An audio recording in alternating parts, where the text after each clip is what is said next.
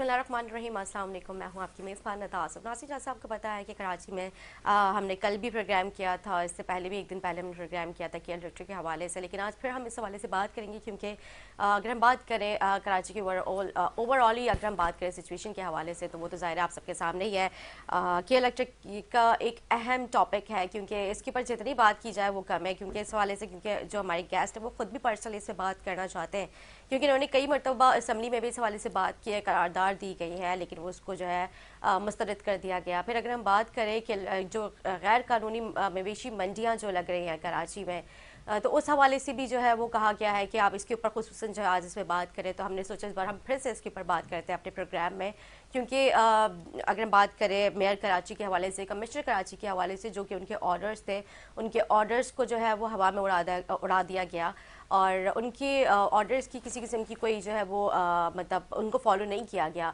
जबकि इस हवाले से काफ़ी जगहों पे ऑपरेशन भी किए गए हैं। अगर मैं बात करूँ सफूरा जारंगी के हवाले से, कमरान जारंगी के हवाले से, यहाँ पर लियाकताबाद में, कराची मुताबिक जगहों पे जो है वो मंडियाँ गैर कानूनी लगी हुई हैं। 14 मकामात पर जो है वो ऑफिशियल जो है वो नोटिफिकेशन निकला है कि आप यहाँ पे कमिश्नर की जानिब से कि आप लगा सकते हैं। जो कराची में जो है 14 मकामात पे अलाउ किया है, लेकिन उसके बावजूद कराची में गैर कानूनी मंडियाँ जो है वो लग रही हैं। इसमें क्या असिस्टेंट कमिश्नर खुद इन्वॉल्व है? क्योंकि अगर हम बात करते हैं कमिश्नर कराची की, तो उन्होंने तो वाज़ेह तौर पे नोटिफिकेशन जारी किए हुए हैं कि आप अगर इसके ऊपर कहीं कोई इत्तलात आती हैं तो उस पर मतलब असिस्टेंट कमिश्नर को इस चीज़ का पाबंद किया गया कि आप फौरी तौर पर इस पर एक्शन लेंगे। लेकिन अफसोस के अलमिया यह है कि यहाँ पे ऑर्डर्स को फॉलो नहीं किया जाता। इस वाले से प्रोग्राम में गुफ्तगू करते हैं। हमारे साथ मौजूद हैं मुत्तहदा कौमी मूवमेंट पाकिस्तान से मेंबर सूबाई असेंबली नसीर अहमद साहब को। शामदीद करेंगे प्रोग्राम में। कैसे आप? खैरियत से? अल्लाह का शुक्र। नसीर साहब, मैंने 3 दिन हो गए इस हवाले से बात करते करते, मैंने सोचा आज आपके असरार पर फिर से हम इससे बात करते, क्योंकि ज़ाहिर है एज ए MPA आप आवाम का दर्द समझ रहे हैं कि क्या सिचुएशन है कराची की आवाम की इस वक्त। मतलब जो कराची रोशनी का शहर कहलाया जाता था, आज कराची की रोशनियाँ जो है वो अंधेरों में डूबी हुई है, मतलब नज़र ही नहीं आ रही है ना कि रोशनियाँ। जो पहले स्ट्रीट पोल्स भी लगे होते थे, अब तो वो भी नहीं रहे। तो क्या कहेंगे कि इलेक्ट्रिक का तो बहुत ही बुरा हाल है, सब जगह से लाइट खत्म कर दी कराची इन्होंने। रोशनी का शहर कहलाया जाता है, लेकिन इस टाइम पे अंधेरों का शहर है। 24 घंटों में 12 से 18 घंटे लोड शेडिंग होती है। अच्छा, मैं ये कहता हूँ कि ये इतना बड़ा माफिया है कि इनके कान पर जूं तक नहीं रेंगती। पूरी कराची का ओवरऑल अगर इस पर जायज़ा लें तो कहीं भी किसी भी जगह पे इनकी जो बैड गवर्नेंस की मिसाल आपको मिलेगी नहीं है। किसी भी इदारे में चले हो, किसी भी आप गवर्नमेंट दफातर में चले, वहाँ पे भी लोड शेडिंग का यानी कि सामना करना पड़ रहा है। अच्छा, इनके खिलाफ आवाज़ भी उठाओ, इनके खिलाफ एहतजाज भी करो, असम्बली के फ्लोर पे आवाज़ भी उठाओ, यानी कि इनके कान पे जून नहीं रखती। CO मोहम्मद सलवी साहब पता नहीं किस मखलूक यानी कौन सी मखलूक से ताल्लुक़ रखते हैं, वो तो किसी को खातिर भी नहीं लाते, हुकूमत को नहीं लाते। अब मुझे बताएं कि अभी स्पेशल कमेटी अनाउंस हुई है सिंध असम्बली के अंदर, उसमें 3 दफ़ा मीटिंग कॉल की, 1 दफ़ा आए। अभी 22 तारीख को दोबारा एक मीटिंग कॉल की थी स्पेशल कमेटी ने, तो उसमें फिर वो आउट ऑफ सिटी का बहाना करके निकल गए हैं। मतलब वो इजलास में नहीं अटेंड नहीं किया उन्होंने। अभी दोबारा अभी परसों ही हमारे इजलास के दौरान ये फैसला हुआ है कि 2 जून को दोबारा इजलास को तलब किया गया सिंध असम्बली के अंदर। अगर इसमें वो अगर नहीं आते तो उनके खिलाफ वारंट जारी होंगे। अच्छा, मतलब कहने का ये कौन ऐसा शख्स है या कौन सा ऐसा इदारा चला रहा है जो किसी की नहीं सुनता। मुझे तो हैरानगी होती है कि वज़ीर आला की भी अहकामात को भी और रद्दी के टोकरे में डाल देता है। तो इसके पीछे कौन से मुहर्रिकात हैं, मुझे तो ये बस समझ नहीं आती। आवाम परेशान है, बिलक रही है। ये कौन है जो इनकी सरपरस्ती कर रहा है? मतलब आवाम यहाँ पे, एक तो आपने देखा होगा लास्ट ईयर की अगर हम बात करते हैं, लोग तो अब सुसाइड अटैम्प्ट करने पे ये सिचुएशन आ गई थी, लोगों ने खुदकुशियाँ कर ली, लोग बिल नहीं अफोर्ड कर पा रहे थे, इतने ज़्यादा बिल दे दिया। अब यही वो मुझे लगता है वो टाइम दोबारा से रिपीट हो रहा है कि लोगों को ये इस तहज पे लाके जो है खड़ा कर रहे हैं कि लोग अपने घरों का सामान बेच दें, जो इनकी सारी ज़िंदगी जमा पूंजी वो सिर्फ इलेक्ट्रिक बिल अदा करने में जो है वो लगाते हैं। नया मसला पता क्या है, इनकी मैनेजमेंट का मसला है। अच्छा, ये जितना भी नज़ला वो आवाम पे गिराते हैं। अच्छा, मौक़िफ़ देने भी नहीं आते। भाई आप आए बैठें, सामने डिबेट करें, किसकी गलती है, कौन इस पर मुजरिम है, कौन कसूरवार है, सामने बैठ के बात होगी ना। किसी फोरम पे बैठते ही नहीं है ये। मैं बता रहा हूँ ना कि अभी जितने भी हमारे इलाके में, बिलखसूस अगर मंगू पीर की मैं बात करूँ, वहाँ पर 18 घंटे लाइट नहीं है। अच्छा, ज़्यादातर रॉन्ग बिलिंग होती है, डिटेक्शन बिलिंग होती है। वो क्या कहा जाता है, सिर्फ एक सवाल ये आवाम को बता दिया कि आप लोग चोरी कर रहे हैं। और भाई चोरी कौन कर रहा है? 18 घंटे तो आप लाइट दे ही नहीं रहे। मतलब कि जो अगर 70% लोग जो है वो बिल पे कर रहे हैं, जो 30% लोग हैं तो वो उसका भी जुर्म जो कुंडा डाल रहे हैं, तो उनकी भी चोरी आप जो बिल पे कर रहे हो उनके सर पे आप नेहा, डालेंगे? मैं बता रहा हूँ ये अपनी नाकामी को छुपाने के लिए ना ये स्टेटमेंट देते हैं ये। मुझे बताएं कि अगर एक पीएमटी पे अगर वहाँ पे 300 लोग अगर बिजली खर्च कर रहे हैं, उसमें से तकरीबन 200 लोग भरने वाले हैं और 100 नहीं भरने वाले, आप उनकी लाइन डिस्कनेक्ट करें ना। बिल्कुल। आपके पास डिपार्टमेंट के आरसीडीसी के लोग मौजूद हैं, वो उनकी लाइन काटे, बाकी जो लोग हैं उनको तो बिजली प्रोवाइड करें ना। अगर वो इसमें नाकाम है, लाइन नहीं काट सकते, डरते हैं कि भाई हम पे अटैक हो जाएगा, तो इनकी नाकामी है ना। तो ये अवामी नुमाइंदों को फिर उसमें इन्वॉल्व करते हैं कि आप हमारे ताउन करें। अब भाई कहाँ से ताउन करें जब आप अपने बिलिंग सेक्शन को ठीक कर दें। चोरी के नाम पे आप जो उनको बिल मारते हैं उस पर आप अपना अजाला करें। इसमें चोरी में तकरीबन 90% खुद के इलेक्ट्रिक के एम्प्लॉयज़ मुलविस होते हैं। इसकी मैं वाज़ेह मिसाल दूं कि अगर मुझे याद है कि अगर एक कंज्यूमर चोरी करता है, आप उस पर 70,000 1 लाख तक बिल उसको चढ़ा देते हैं। उसके बाद अगर वो पे नहीं करता तो FIR काटते हैं। ऐसा है ना, ये इनकी रीत बनी हुई है इनकी। मेरे हल्के के अंदर गुलशन तौहीद का इलाका है, उसमें तकरीबन 3,000 घर हैं। अच्छा, वहाँ पे एक मुनज़्ज़म ग्रोह है जिसका सरदार इब्रार के नाम से वो वहाँ पे कुंडा चलाता है। वो फी घर 3,000 में, वहाँ एक माफिया है, माफिया बैठा हुआ है उस इलाके के अंदर बैठ के। वो इसको लोगों को बिजली प्रोवाइड करता है। उसने अपनी खुद साख्ता टीम बनाई हुई है। उसके पीछे बिहाइंड द स्क्रीन औरंगी 2 का पूरा स्टाफ मौजूद है, उनको इन्वॉल्वमेंट के साथ। स्टाफ कौन? यानी कि इनका के इलेक्ट्रिक अमला। अच्छा। उनको शेल्टर दिया जाता है, लोगों से 3-3 हज़ार रुपये कलेक्ट किए जाते हैं। आप हिसाब लगाएं, 3,000 घरों का मतलब 90 लाख के करीब समथिंग अमाउंट बनती है पर मंथ। अच्छा, इसकी निशानदेही मुझे एज आ अवामी नुमाइंदा लोगों ने खुद आके इन रिटन तहरीरी तौर पर मुझे दिया। इसका मैंने थाने में भी लिखवाई, इसकी दरख्वास्त जमा कराई। और मैंने GM जो औरंगी 2 के हैं जो इस इलाके को देख रहे हैं, उनको इन रिटन मैंने तहरीर जमा कराई कि भाई आप इसको देखें, आपके नाम पे वहाँ पे लोग इस तरह तकरीबन 3,000 घरों को 3,000 रुपये के हिसाब से बिजली का बिल वहाँ पे ले रहे हैं, जो आपके अकाउंट में, के इलेक्ट्रिक अकाउंट में आ ही नहीं रहे। अच्छा, उन्होंने बजाय इसके कि उसके ऊपर कार्रवाई करते, उन्होंने अपनी स्टेटमेंट जारी कर दी कि हमारा उससे ताल्लुक़ नहीं है। अगर ताल्लुक़ नहीं है तो आप भाई वहाँ पे जाके मौजूद खड़े हों, वहाँ पे एक बैनर लगाएं कि हमारा इस शख्स से कोई ताल्लुक़ नहीं है। वो उस पर भी तैयार नहीं हुए। अच्छा, मैंने इनके क्लस्टर को भी रब्ता किया, इनके डीको से भी रब्ता किया, लेकिन सारी बातें गोल मोल करके उस आवाज़ को वहाँ पे दबा दिया गया। अच्छा, इसके बाद मसला ये आता है कि उनके बाद जब वो चले जाते हैं वहाँ पे बैठ के रातों में उन्हीं माफियाज के साथ बैठ के खाना भी खा रहे होते हैं, टिकटॉक पे वीडियोस भी चल रही होती हैं और कहते हैं हमारा ताल्लुक नहीं है। अच्छा, जो के इलेक्ट्रिक का जो अमला जो इनके साथ, इन माफियाज के साथ, जी हाँ, जिसमें रिकवरी मैनेजर फ़ाइक अली शाह, उनकी बाकायदा वीडियोज़ हैं। अच्छा, मैनेजर खुद इन्वॉल्व? हाँ, रिकवरी मैनेजर खुद इन्वॉल्व है इसमें। अच्छा, मैं आपके प्रोग्राम के तवज्जुह में नाम लेके बोल रहा हूँ ना। मैं कोई अगर झूठी बात कर रहा हूँ तो मैं कोई असास का नाम ले लूँगा कि एक माफिया नहीं है भाई। मैं तो आपको रिकमेंड कर रहा हूँ कि ये बंदे हैं, इनके खिलाफ आप कार्रवाई करें। अगर आपका ताल्लुक नहीं है, आप उससे हाथ हटा लें ना। आप इलाके के लोगों को आगे बोले भाई हमारा इससे कोई ताल्लुक नहीं है, आप के इलेक्ट्रिक को बिल अगर पे करना करें, इनको आप पैसे ना दें। अच्छा, उन लोगों ने, माफिया इतना मजबूत है, जाहिर सी बात जो नेटवर्क जो के इलेक्ट्रिक के पास होना चाहिए लाइन काटने का, लाइन जोड़ने का, वो उन्होंने अपना खुद साख्ता बनाया हुआ है। अच्छा। लोग घरों में आते हैं, गन लेके आते हैं, असला लेके आते हैं, आप बिल पे करेंगे नहीं करेंगे, नहीं तो आपकी लाइन काट देंगे। ऐसा भी होता है? मैं कह रहा हूँ कि मंगो पीर अफगानिस्तान में तो नहीं है, कराची में है। तो बदमाशी नहीं, बदमाशी है। इसकी निशानदेही मैंने बार बार की, मैंने क्लस्टर को किया, डीकू को किया, लेकिन सिर्फ और सिर्फ लफ्जी बातें नहीं। ठीक है, हम चेक करते हैं, कार्रवाई करते हैं। अच्छा, इसके बाद फिर मैंने अगला स्टेप मैंने लिया, मैंने CEO को डायरेक्ट रब्ता किया और तकरीबन इस बात को भी 2 माह हो चुके हैं। तो मुझे बड़ी खुशी हुई, उसने बड़ा क्विक रिस्पांस दिया। मैंने जब इनको सारे हालात बताए, उन्होंने कहा नसीर ऐसा है, मुझे तो इसका इल्म नहीं है, मैं भी कार्रवाई करता हूँ। मैं बड़ा खुश कि चलो CEO मनोज अलवी साहब इस मामले बड़ा स्टैंड लेंगे। 1 हफ्ता हो गया, 2 हफ्ते हो गए, महीना हो गया, उस पर कोई कार्रवाई नहीं हुई। उसके बाद फिर दोबारा मैंने जब रब्ता किया तो ठीक है, मैं फ़रा से उनकी कोऑर्डिनेटर होंगी, फ़रा से मैंने कैलकुलेट कर लेता हूँ, उनको आपसे ऑन बोर्ड लेता हूँ। फ़रा से मेरा रब्ता हुआ। अच्छा, एविडेंस भी दिए उनको, यानी कि जो माफिया चला रहा है कुंडा, उनकी वॉइस रिकॉर्डिंग में मैंने सबको सेंड किए हैं। ठीक है, लेकिन आज भी वो माफिया बैठा हुआ है और उसी तरह काम चल रहा है। लोगों के जो बिल इन पे मारते हैं ना, जो PMT के जो ज़ाहिर सी बात डिस्ट्रीब्यूशन से जो यूनिट्स चल रहे होते हैं, वो जो चोरी हुए हैं, उसका तो ज़ाहिर सी बात है इनके पास रिकवरी आ नहीं रही। वो लोगों के ऊपर डिस्ट्रीब्यूट करते हैं तो अजाब बन जाता है। फिर उसके बाद PMTयाँ बंद करते थे इलाके की पूरी फीडर वाइज, उसका पूरा खमियाजा पूरी आवाम भुगत रही होती है। मतलब 18 घंटे लोड शेडिंग अभी भी इस टाइम पे तकरीबन उस हल्के के अंदर मेरे 8 PMTयाँ अभी भी बंद हैं। आज 6 दिन हो गए और बहाना सिर्फ यही नहीं है, बिल्कुल नहीं है। लोग कैसे सर्वाइव कर रहे हैं नसीब साहब? असल में जब उनको पता है कि जो केरल की मैनेजमेंट ही चोर है, जो उन चोरों का साथ दे रही है, मैं तो चोर बोलूंगा ना।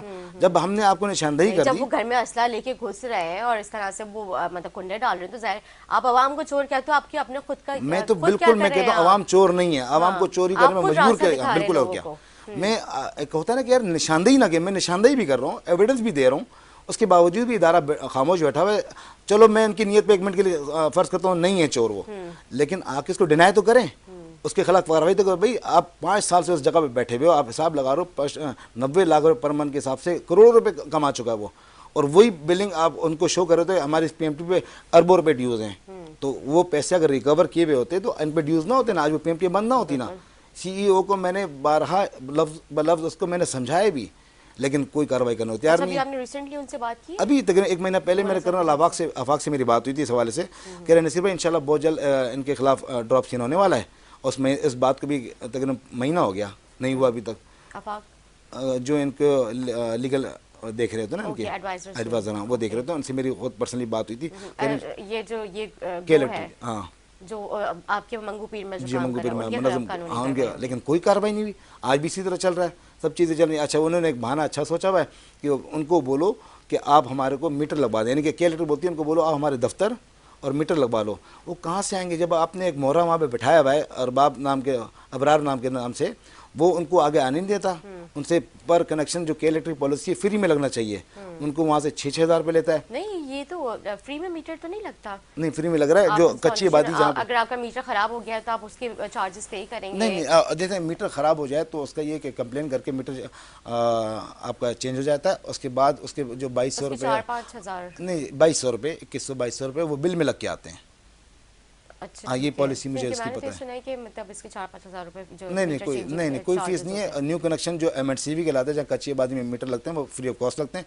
सिर्फ फॉर्म के चार्जेज होते हैं जो 400 रुपये 500 रुपये होते हैं। सही। अच्छा, उन्होंने भी इसमें एक मुनज़्ज़म कारोबार बना रखा है, उन्हीं के साथ मिलके उन्होंने एक अपना बंदा बता दिया भाई सरदार इबरार से रब्ता करें, वो हमारे पास एप्लीकेशन लेके आएंगे, वो आप हम यहाँ पे जमा करेंगे, फिर इंशाल्लाह हम आपको सर्वे करके उधर मीटर लगा देंगे। अच्छा, जो वो इनके जो ग्रुप्स और माफियाज हैं वो उनके खिलाफ कार्रवाई नहीं करेंगे, सिर्फ नहीं वो, करते। मीटर के ऊपर वो कहते हैं कि आप उनको लिया। अच्छा, इस्तेज़ार उसमें करें। एक बड़ा तरीका वारदात इनका ऐसा है ना कि जाहिर सी बात 3 से 4 हज़ार 5 हज़ार घर हैं, बहुत बड़ी आबादी, कच्ची आबादी। अब वो क्या करते हैं कि सिर्फ 6-7 जमा करते हैं, बाकी पेंडिंग में रखते हैं। उनका इसी तरह जाहिर सी बात है उनका धंधा चल रहा है महीने का 3,000 रुपये के हिसाब से, वो 5 जमा कराते हैं और 6,000 रुपये पर एप्लीकेशन के ऊपर वो लोगों से ले रहे हैं। सही। अच्छा, लोगों को मैं बोलता हूँ कि आप इसके खिलाफ खड़े हो जाएं, तो वो जाहिर सी बात है गरीब आवाम है, गरीब लोग हैं, डरते हैं, असले के सामने कौन खड़ा होगा। सही बात है। तो ये चीज़ें मैं ये समझता हूँ कि इसमें सबसे सरासर ज़्यादातर कसूर के इलेक्ट्रिक का है, उसकी मैनेजमेंट का है। लोगों को चोर उन्होंने खुद बनाया है, मजबूर कर रहे हैं, चोरी करने पे मजबूर कर रहे हैं, इस तरह के हालात पैदा करते हैं कि आगे लॉ ऑर्डर का मसला हो, ताकि फिर हम दोबारा उनके खिलाफ कार्रवाई कर सकें। इसमें पूरी एक मुनज़्ज़म साजिश है। नया मैं बता रहा हूँ कि वहाँ पे अंधेर नगरी चौपट राज है।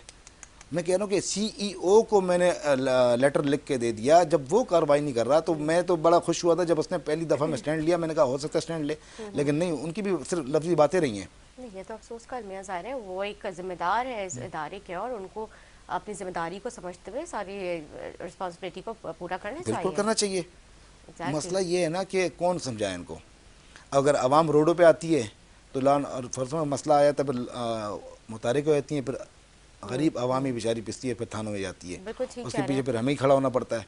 अगर ये अपना किबला खुद दुरुस्त कर लें तो ये इस नौबत तक आए ना मुझे बता रहे हैं कि भाई रिकवरी लो है, रिकवरी लो है, रिकवरी लो है। तो भाई जो आपके नुमाइंदे बैठ के, औरंगी 2 के लोग बैठ के वहाँ पे बिजली चोरी करवा रहे हैं, आप उनको सस्पेंड करें या उनको ट्रांसफ़र करें, उसके बाद गैर जानबदार इंक्वायरी करें।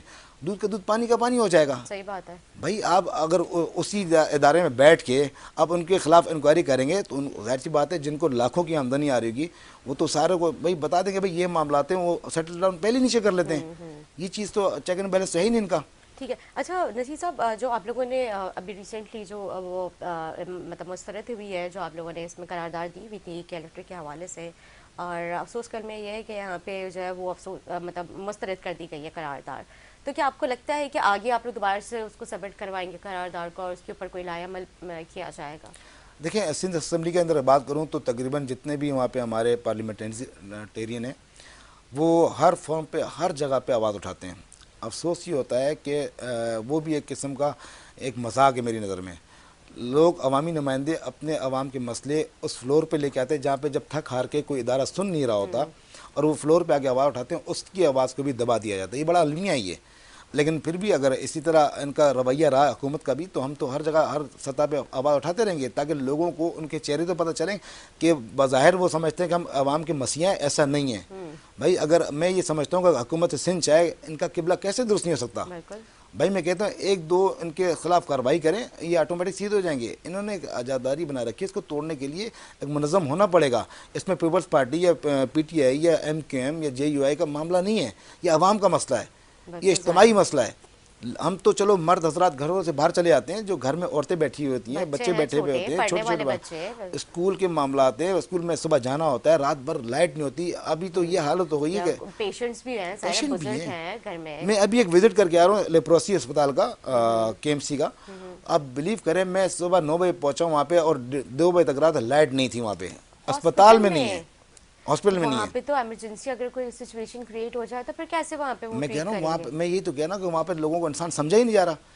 वो KMC के अंडर में आता है। अब मुझे बताओ वहाँ पे जब मैंने पूछा जनरेटर नहीं है, तो कह रहा है पूरे महीने का जनरेटर 150 लीटर उनको मिलता है जनरेटर चलाने के लिए। बताएं, KMC का हॉस्पिटल? हाँ जी, KMC का लेप्रोसियस हॉस्पिटल। लेप्रोसियस हॉस्पिटल है। अब मुझे बताएं KMC उसको पूरे महीने का जो बजट दे रही है पेट्रोल की मद में उसको चलाने के लिए सिर्फ 150 लीटर, और बिजली कितने घंटे नहीं है, 18 से 16 घंटे बिजली है ही नहीं वहाँ पे। तो ये तो आपने इस हवाले से KMC के नुमाइंदों से बात आज ही असल में विजिट किया मैंने, तो आज ही मेरे पास उनकी शिकायत आई तो मैं जाके पहुंचा, देखा, तो इंशाल्लाह इस पर मैं बात करूँ KMC से कि क्या ड्रामा लगा रखा है। बिल्कुल ही यानी कि कम अज़ कम उनका तो ख्याल कर लो, जो अस्पताल में बैठे में आपके पास बजट आता है, करोड़ों रुपए बजट आता है, कहाँ जाता है ये सारा। अच्छा खैर, सरकारी हॉस्पिटल अगर हम बात करते हैं तो वैसे भी यहाँ पे बहुत ही बुरी सिचुएशन है, मतलब ICVD की लोग बातें करते हैं, लेकिन वहाँ पे भी अगर आपके रिसोर्सेज ना हो तो तब आपका वहाँ पे जो है ट्रीटमेंट नहीं हो सकता। ये अलमिया है। यहाँ पे ब्रेक एक लेते हैं, ब्रेक के बाद जो है बात करेंगे दोबारा से, जो है प्रोग्राम में गुफ्तगू जो है कंटिन्यू करेंगे। शॉर्ट ब्रेक के बाद हाजिर होगी, स्टे विद अस।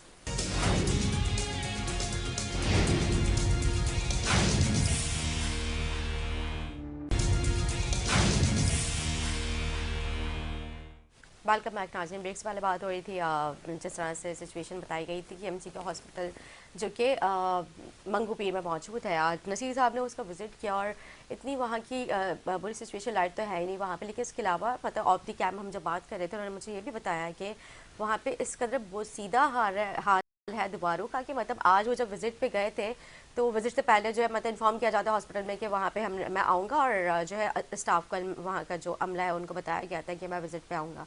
तो वहाँ पे सफाइयाँ होती, सफाई के दौरान दीवार गिर गई। बिल्कुल ऐसी है। मतलब कितना अफसोस, कल में कोई मतलब जख्मी हुआ है इसमें? नहीं, ऐसा हुआ कि जैसी वो सफाई करके बाहर गए, जैसे उन्होंने डोर बंद किया ना, उसकी जो धमक से जो 1890 की बिल्डिंग बनी हुई है उसके ऊपर पूरी छत गिर गई। यानी कि जो वहाँ पे बोसीदा हालत में थी ना, पूरी छत गिरी है। और कम अज़ कम नहीं तो जो मलबा निकला है मेरे ख्याल में 1 मसले के करीब मलबा निकला है, इतना ख़तरनाक मलबा गिरा। हाँ, और अगर खुदा न खास्ता उसके नीचे कोई स्टाफ बैठा हुआ था तो वो तो अल्लाह न करे कुछ बड़ा मेजर हादसा हो सकता था। तो वहाँ पे लोग अभी हॉस्पिटलाइज्ड हैं, वहाँ पे पेशेंट्स मौजूद हैं? जी मौजूद हैं, वहाँ लेप्रोसी जज़ाम के मरीज वहाँ पे हैं। अच्छा, तो वहाँ पे तो लाइट नहीं है, तो फिर कैसे लोग ट्रीटमेंट दे रहे हैं, क्या कर रहे हैं? नहीं, ऐसा कि वहाँ पे बिल्कुल कोई पूछने वाला नहीं है। KMC ने उस तरफ कोई तवज्जो नहीं दी हुई, दवाइयाँ मौजूद नहीं है वहाँ पे जो लेबॉर्ट्री है उसकी भी हालत इतनी खस्ता है कि उधर भी दीवारें गिर के बता रहे हैं कि उस पर भी जो इक्विपमेंट थे वो भी टूट चुके हैं वहाँ पे। बारहा MS आसिफ साहब ने वहाँ पे इनको लेटर भी लिखे हैं 3 दफ़ा। वो मुझे बता रहे थे कि अभी मार्च में उन्होंने एक लेटर लिखा है, लेकिन उस पर भी कोई कार्रवाई अभी तक नहीं हुई। यानी कि अंदाज़ा लगाएं कि लेटर लिखने के बावजूद भी उस तरफ कोई तवज्जो नहीं है। इस 1890 के बाद आज तक एक दफ़ा उस बिल्डिंग को रेनोवेट किया गया है। 1890 के बाद एक दफ़ा रेनोवेट हुआ है, तो बजट तो मिलता होगा ना। रेनोवेट हुए तकरीबन 15 से 20 साल हो गए, उसके बाद दोबारा कभी रेनोवेट नहीं हुआ। अच्छा, तो मैं बता रहा हूँ कि अगर उसका फंड तो मुख्तस होता होगा ना, जाहिर है KMC के पास आता होगा, तो फंड जाता कहाँ है, उनकी इंक्वायरी की जाए भाई, मैं कौन कहाँ इसको खर्च कर रहा है। और जो MS है उनको फंड से दिए जा रहे हैं? नहीं दिए जा रहे, बिल्कुल। वो मुझे बता रहे थे कि मैं अपनी जेब से पेट्रोल लेके या डीजल लेके जनरेटर कभी कभी चलाता हूँ जब हमें कोई इमरजेंसी पड़ती है वहाँ पे पेशेंट को देखने के लिए। ये तो हालत वहाँ पे।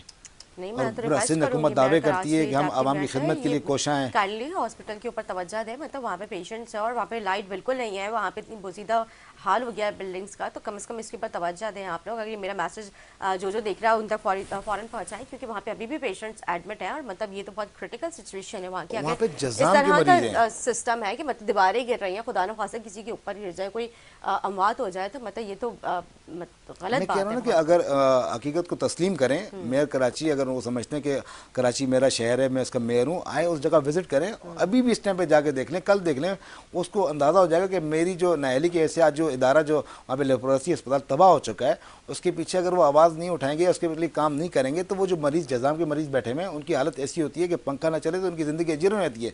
मैं कह रहा हूँ कि कुछ हमदर्दी कर लें, कुछ उन लोगों के लिए आसानी पैदा कर दें कि कम अज़ कम वहाँ पर रेनोवेट का काम करा दें, और वहाँ पर जो बिजली का मसला है, अगर वो लोड शेडिंग एग्जाम नहीं हो सकती, के इलेक्ट्रिक इसमें अपना किरदार अदा नहीं कर रही, तो उनको वहाँ पे जनरेटर प्रोवाइड करके उनको डीजल प्रोवाइड करें। 150 लीटर क्या चीज़ है ना, कुछ भी नहीं है। हाँ बिल्कुल। तो वो इनफ नहीं है उनके लिए। वो बेचारे एमएस खुद अपनी तरफ से जो कोशिश कर सकते हैं वो बेचारे कर रहे हैं, लेकिन जो उनका रोल बैक अदा करना चाहिए केएमसी को, जो मेयर कराची हैं, जो दावे करते हैं इतने बड़े बड़े कि हमने कराची में ये कर दिया वो कर दिया। आओ मंगोपीर में दिखाता हूँ कि आपका किरदार है क्या कराची के अंदर।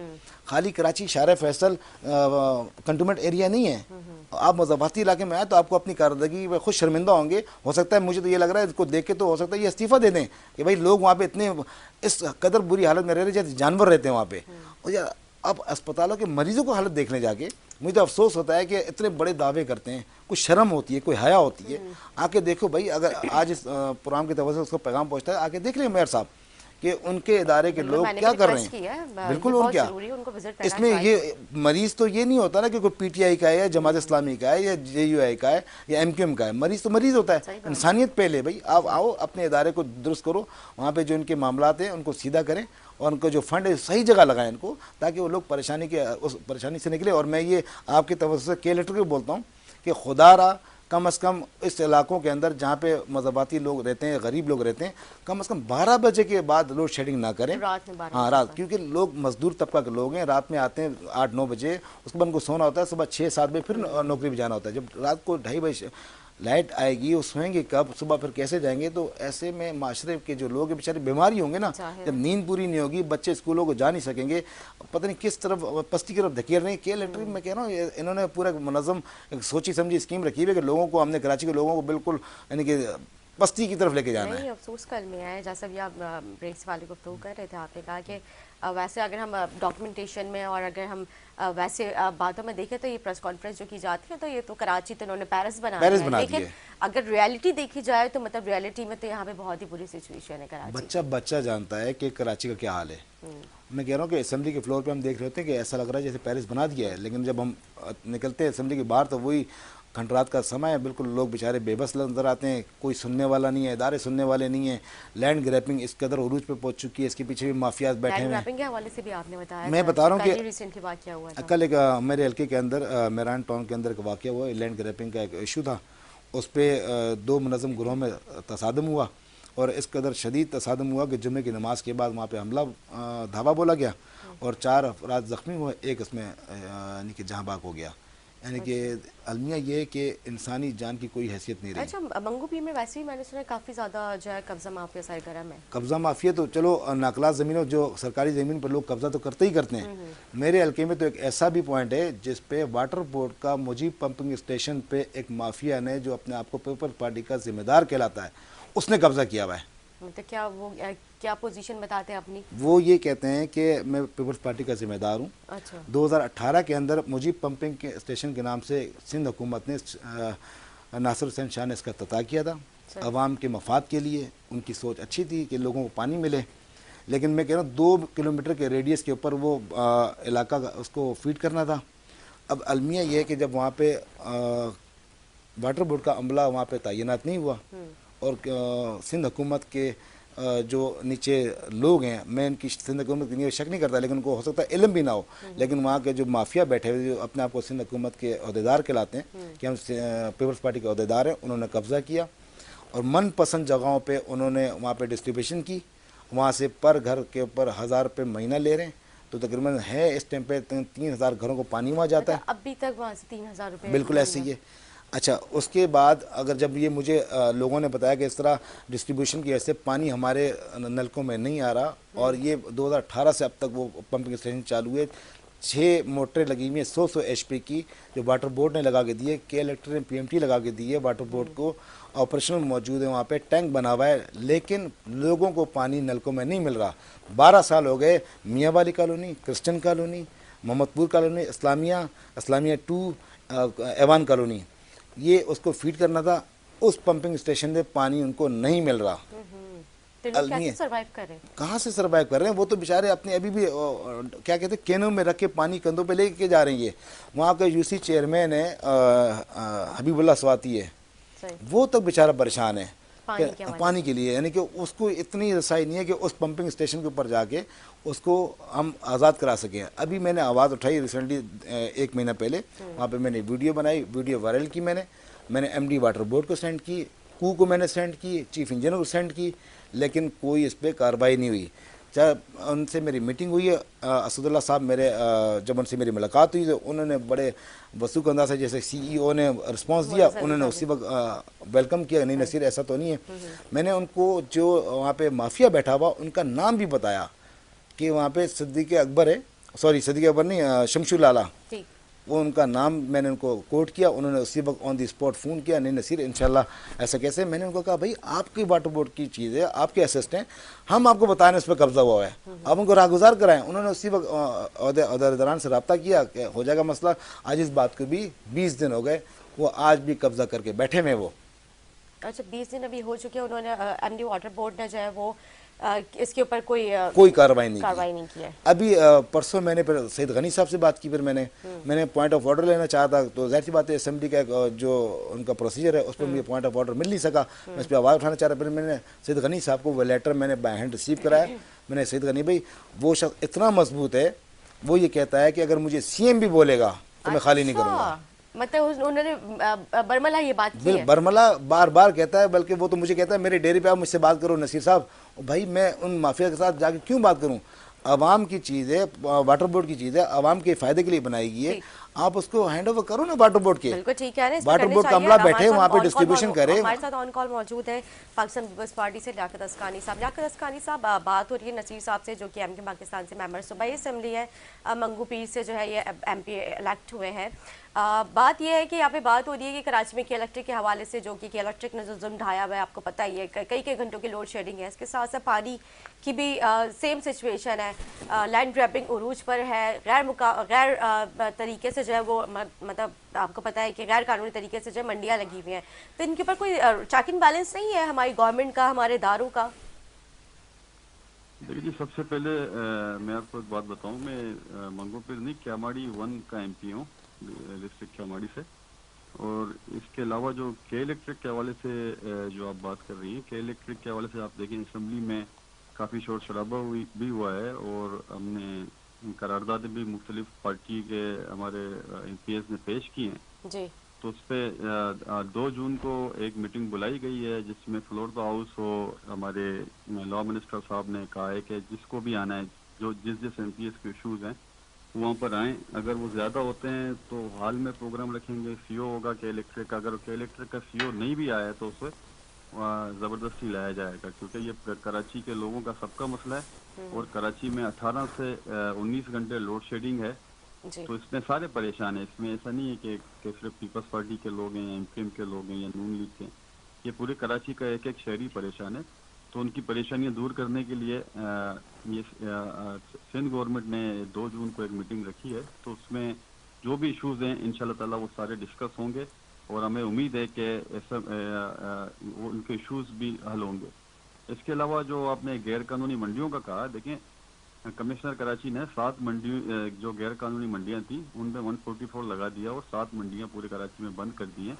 इसके अलावा जो अप्रूवल जो टाउनों ने लिए हैं मुख्तलिफ टाउन से, जिन्होंने अप्रूवल जिन्होंने भेजे हैं कमिश्नर कराची साहब को, तो उन्होंने उनकी मंजूरी दी। वो तो 14 मुकामात पे मंडियाँ लगाने की अप्रूवल दी गई थी ना जी? 14 मुकामात पे अप्रूवल दी गई थी मंडी लगाने की। नहीं, अभी देखें कि इतना बड़ा इलाका है, अभी टाउन चेयरमैन हर जगह पर मौजूद हैं। कहीं पर पीपल्स पार्टी के चेयरमैन हैं, कहीं पर जमात इस्लामी के हैं, कहीं पर PTI के हैं, मुख्तलिफ जमातों के चेयरमैन मौजूद हैं। उन्होंने जो प्रपोजल भेजा है DC को, DC ने कमिश्नर साहब को भेजा है, तो वो प्रोसेस के तहत कुछ लगे हैं। और बाकी 7 मंडियाँ ऐसी हैं जिन पर 144 लगा है, जो गैर कानूनी है, जो उनको जिनको ख़त्म किया गया है। सही। लेकिन जिस तरह से आप बता रहे हैं कि जो टाउन चेयरमैन से अप्रूवल लेके अगर मंडी की अप्रूवल मिल जाती है तो वो लगा सकते हैं, तो इस तरह से हर कोई दूसरा शख्स जो कि आपको पता है पैसे की ज़रूरत है तो यहाँ पे सब कुछ कर सकते हैं, तो पैसे दे के जो है वो अगर अप्रूवल ले ले तो फिर वही सिचुएशन हो जाएगी। कराची में तो हर गली मोहल्ले में मंडी लगी हुई नजर आएगी हमें। नहीं नहीं, इस तरह नहीं, टाउन चेयरमैन डायरेक्ट नहीं देता है। टाउन चेयरमैन और डिप्टी कमिश्नर को लिखता है कि हमारे पास ये जगह है, इसकी मंजूरी दी जाए। डिप्टी कमिश्नर साहब को लिखते हैं। ये पूरा प्रोसेस है, उसके बाद होता है। डायरेक्ट टाउन चेयरमैन वो दे नहीं सकता। कुछ टाउनों में ऐसी मंडियां हैं जो सालों से लग रही हैं, जहाँ पर बकरा बड़ी पहले से मौजूद है, तो वो टाउन की जिम्मेदारी है। इसके अलावा जो पूरे कराची में 2-3 है, इसके अलावा कमिश्नर कराची साहब की तरफ से लिस्ट जारी होता है। उस लिस्ट में जो कानूनी मंडियां हैं, जो गैर कानूनी मंडियां हैं, वो दोनों आ गई हैं। और जो कानून के मुताबिक मंडियां हैं वो चल रही हैं। जो गैर कानूनी थी, जिनकी अप्रूवल नहीं थी, उनको बंद कर दिया गया है। सही, ठीक। और पानी के हवाले से क्या कहेंगे, ये जो पानी कराची में नहीं आ रहा है और लेकिन टैंकर माफिया को पानी तो मैसर है, आवाम को पानी नहीं मिल रहा। आज भी आवाम जो है वो पानी के लिए तरस रही है। देखिए जी, मैं हमारे तरफ जो है अप डैम से हमारे पास एक ही सोर्स है पानी का, अप डैम का। तो वहाँ से जो कैनाल था हमारा, वो काफ़ी सालों पुराना था, जिसपे मुख्तलिफ शगाब पड़े हैं। जो 100 MJT पानी में मिलना था कराची को, कराची के डिस्ट्रिक्ट वेस्ट और डिस्ट्रिक्ट कैमाड़ी और सेंट्रल के कुछ इलाकों को, तो उसमें से तकरीबन 60 MJT पानी में मिलता था। अब अल्हम्दुलिल्लाह इस पे 7 अरब रुपए की लागत से दूसरे कैनाल का काम शुरू कर दिया गया है, जो 60% मुकम्मल हुआ है। और उम्मीद है कि सितंबर अक्टूबर तक ये कैनाल का काम हमारा मुकम्मल हो जाएगा। जो 100 MJT पानी जो हमें अप डैम से मिलता था, CM साहब ने कोशिश की है कि दूसरा ये कैनाल बनाने के बाद दूसरे कैनाल को बनाएंगे और 200 MJT पानी की इरसा से वफाक से हम बात करेंगे कि हमें 200 MJT पानी अप डैम से दिया जाए, ताकि हमारी ज़रूरत जो भी है उसको पूरा किया जाए। ठीक है, थैंक यू सो मच। क्या कहेंगे नसीम साहब? पानी के हवाले से मैं कह रहा हूँ कि जिस तरह सिंध हुकूमत काम कर रही है, मुझे नहीं लगता कि जिस टर्नओवर के ऊपर उन्होंने कमिटमेंट की वो पानी पूरा कर दें। लेकिन उम्मीद रखते हैं अल्लाह करे ऐसा हो, और इस पॉजिटिव उम्मीद के साथ कि अल्लाह पाक उनके जो सोच है उनको पूरी करे। लेकिन देखा जाए तो कराची के साथ तो सौतेली माँ जो सलूक है ना, पिछले साल जब बजट सेशन हुआ था उसमें आप देखें कि एक भी स्कीम नहीं दी गई किसी भी MPS को, और ये कहा गया था कि जो पिछली ऑन गोइंग स्कीम्स चल रही हैं उसी पे काम करेंगे। लेकिन आज पूरा साल गुजरने के बावजूद भी मुझे किसी जगह पे पुरानी स्कीमों में काम होते हुए नज़र नहीं आया। अभी आने वाला बजट इंशाल्लाह जून से स्टार्ट है, 10 जून से, उसमें भी मुझे कराची के लिए कोई पॉजिटिव रास्ता नज़र नहीं आ रहा। ये इनका चेहरा नज़र आ रहा है कि कराची के साथ सिंध हुकूमत सिंसियर नहीं है। ठीक है, thank you so much Naseem साहब फॉर योर टाइम। उम्मीद करते हैं नाज़रीन को हमारा प्रोग्राम अच्छा लगा। इसी के साथ अपनी मेज़बान अता से इजाज़त। अल्लाह हाफ़िज़।